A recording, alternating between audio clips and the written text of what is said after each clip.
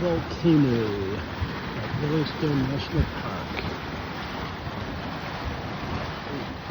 You really have to smell the sulfur here because, just seeing the video doesn't do it justice. There's an immense smell of sulfur, and all that sulfur is from the philic bacteria break that down and make sulfuric acid. So pH is really low.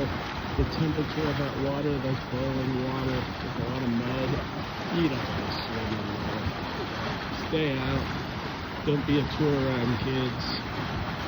And just enjoy the sight.